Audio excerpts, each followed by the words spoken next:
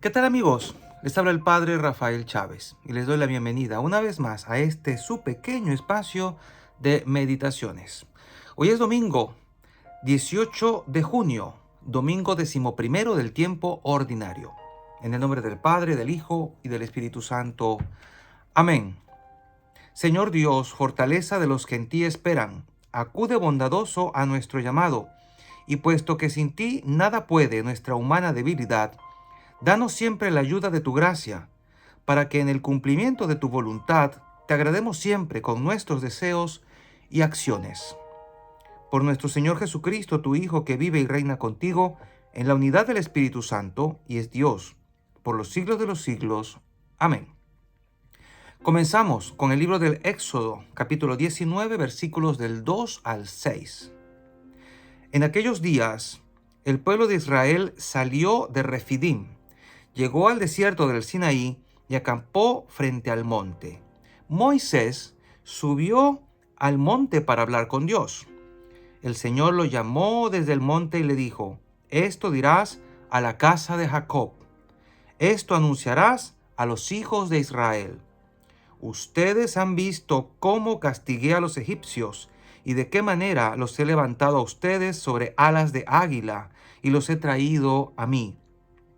Ahora bien, si escuchan mi voz y guardan mi alianza, serán mi especial tesoro entre todos los pueblos, aunque toda la tierra es mía. Ustedes serán para mí un reino de sacerdotes y una nación consagrada. Palabra de Dios. Te alabamos, Señor. Salmo 99. Nosotros somos su pueblo y ovejas de su rebaño. Aclamad al Señor, tierra entera, servid al Señor con alegría, entrad en su presencia con vítores. Nosotros somos su pueblo y ovejas de su rebaño. Sabed que el Señor es Dios, que Él nos hizo y somos suyos, su pueblo y ovejas de su rebaño. Nosotros somos su pueblo y ovejas de su rebaño. El Señor es bueno, su misericordia es eterna, su fidelidad por todas las edades. Nosotros somos su pueblo y ovejas de su rebaño. La segunda lectura está tomada de la carta a los Romanos, capítulo 5, versículos del 6 al 11. Hermanos, cuando todavía no teníamos fuerzas para salir del pecado, Cristo murió por los pecadores en el tiempo señalado. Difícilmente habrá alguien que quiera morir por un justo, aunque puede haber alguno que esté dispuesto a morir por una persona sumamente buena. Y la prueba de que Dios nos ama está en que Cristo murió por nosotros cuando aún éramos pecadores. Con mayor razón ahora que ya hemos sido justificados por su sangre, seremos salvados por Él del castigo final.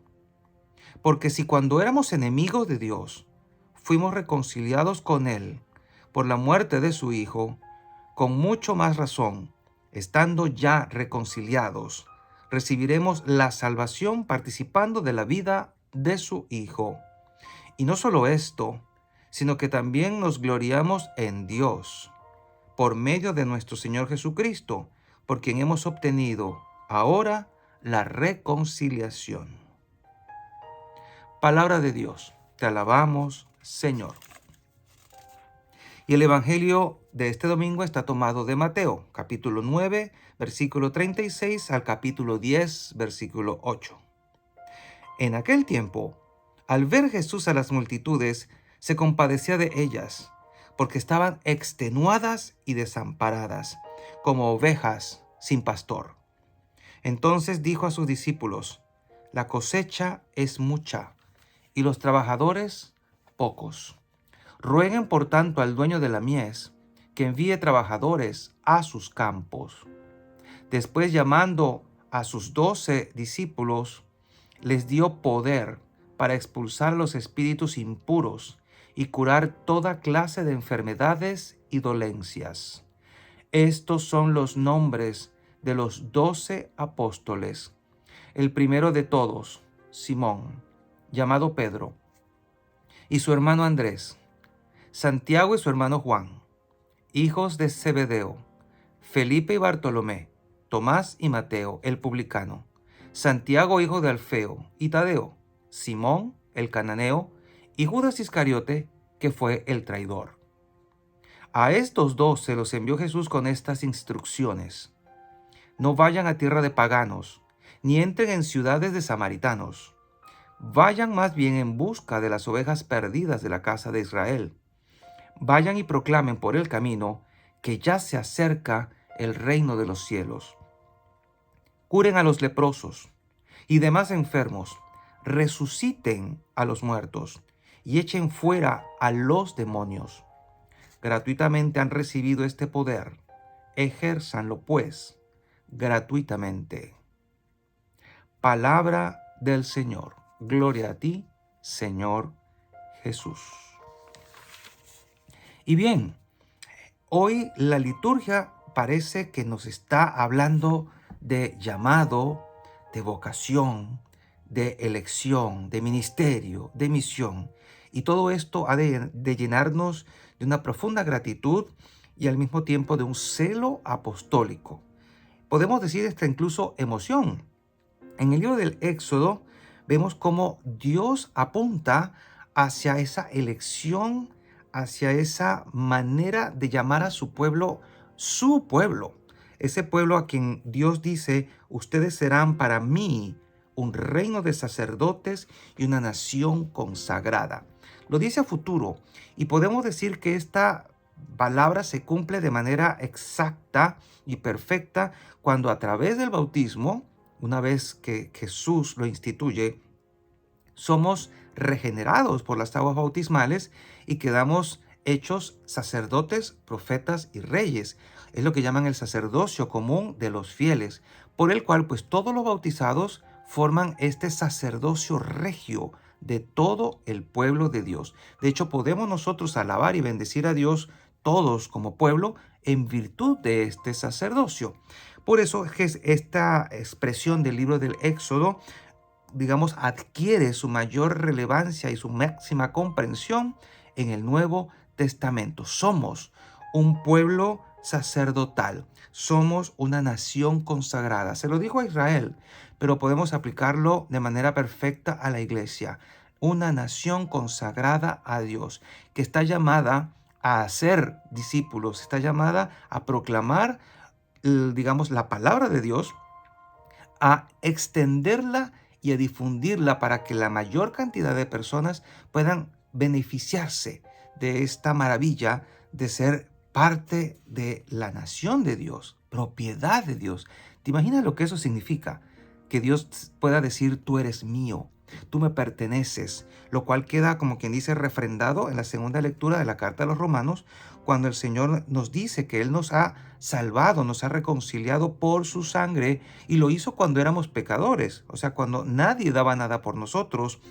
Dice: con mayor razón, ahora que ya hemos sido justificados por su sangre, seremos salvados por Él del castigo final. Cristo nos reconcilió con su sangre y nos hizo ser más pertenencia de Dios. Si el Señor lo dijo antes en el Éxodo, ahora que hemos sido adquiridos por la sangre de Cristo, redimidos por la sangre de Cristo, perdonados por la sangre de Cristo, con cuánta mayor razón el Señor ahora nos ve con un mayor celo, podemos decir, con un mayor amor, entre comillas, porque Dios nos ha amado siempre y nos amó hasta el extremo al darnos a su Hijo cuando éramos aún pecadores, para que pudiésemos gozar de su bendición.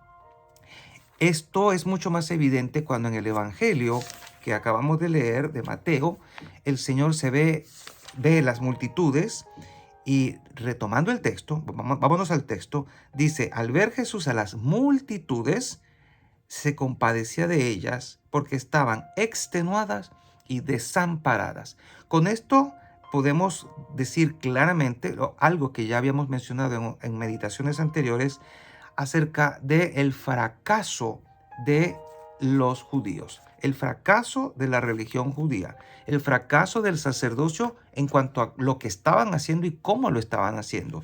Multitudes extenuadas y desamparadas. Y uno podía preguntarse: ¿y los sacrificios del templo y toda esa perfecta organización en torno a ese magnífico templo al que todos querían llegar y ver y pasar tiempo allí, pero seguían las multitudes desasistidas. Y esto es lo que llamó la atención del Señor. Dice que se compadecía, pero el original griego habla de que se conmovieron sus entrañas, una expresión bastante humana, muy paternal, y como decía también Oseas, incluso hasta maternal. A Jesús se le compadeció, se le movió la entraña al ver la necesidad de la gente de ser atendidas en gran masa, en multitudes. Y Jesús vino para ellas, pero también Jesús estaba, digamos, claro en cuanto a sus límites humanos. Él necesitó del apoyo y de la ayuda de los demás. Tenía a los 12 y por eso los escogió. Tenía gente más cercana, los que los seguían, los discípulos. Y es por eso que ante esta necesidad inmediata de asistir a los que estaban desamparados, dice primero, oren, oren, porque la cosecha es mucha y los trabajadores son pocos. Mucha gente hay que demanda de nosotros tantas cosas. Padre, venga a bendecirme la casa. Padre, un bautizo. Padre, una boda. Padre, ore por mí. Padre, padre, padre, padre, padre, padre. Pero tú te has puesto a pensar cuánto más eficientes seríamos si tú prepararas a algún hijo o alguna hija tuya para que fuera misionero o misionera, porque es muy fácil pedir una ayuda de afuera, pero ¿de dónde salen los sacerdotes? ¿De dónde salen los ministros? ¿De dónde salen los diáconos? ¿De dónde salen sino de las familias cristianas? Y hay momentos en que a uno lo llaman y uno no puede asistir porque está también limitado de tiempo y de espacio y hay que recorrer largas distancias y no da abasto. Necesitamos más cantidad de sacerdotes. No hay suficientes y ahora menos. Pero ¿qué vamos a hacer? Orar, orar. Háblale a tus hijos de la vocación. Tal vez les has hablado de carreras, universidades, de estudios, de cómo ganar dinero, pero ¿le has hablado de cómo salvar almas, de cómo colaborar con Dios en la salvación del mundo? ¿Le has hablado en serio de esto? ¿Es algo que te importa? Si eres un papá o una mamá católicos, debería importarle este asunto. Y lo primero que el Señor nos pide es que oremos, que roguemos, porque la necesidad sigue siendo mucha. Lo dijo el Señor hace 2000 años y sigue siendo una gran necesidad ahora. ¿Cómo vamos a obtener mayores vocaciones? Lo primero, oración. Rueguen, por tanto, al dueño de la mies que envíe trabajadores a sus campos. Pero además de la oración, luego el Señor hace algo maravilloso, que es que responde de una manera eficiente. Llama a sus 12 y les da poder, los manda. Es necesario hacer algo y les da poder, porque las necesidades de esta gente no era solo de comida y vestido, era de todo tipo, y les da poder para lidiar con las fuerzas del enemigo, porque esta es la necesidad primaria de este pueblo. Les da poder, y dice aquí textualmente, para expulsar a los espíritus impuros y curar toda clase de enfermedades y dolencias. Y ese sigue siendo un imperativo de la iglesia.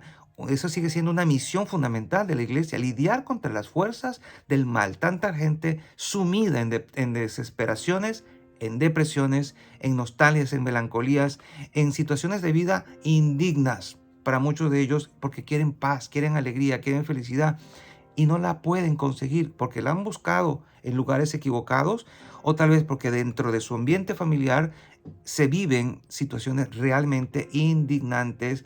Y si Dios te llama para una misión, te va a capacitar para esa misión. En este caso, una misión espiritual demanda poderes espirituales. Da los nombres de los apóstoles y ponte a pensar, ¿qué tal si tu nombre estuviera también allí? Les da algunas instrucciones y sobre todo al final dice, curen a los leprosos, gente que necesita ser sanada, gente que necesita experimentar la vida nueva en Cristo, que los saquen de sus tumbas, ser resucitadas espiritualmente. Y para eso el Señor también quiere contar, no solamente conmigo, sino también contigo. Y la bendición de Dios Todopoderoso, Padre, Hijo y Espíritu Santo, descienda sobre cada uno de ustedes y les acompañe siempre. Y seguiremos en contacto, si Dios lo permite, a través de este canal. Chao, chao.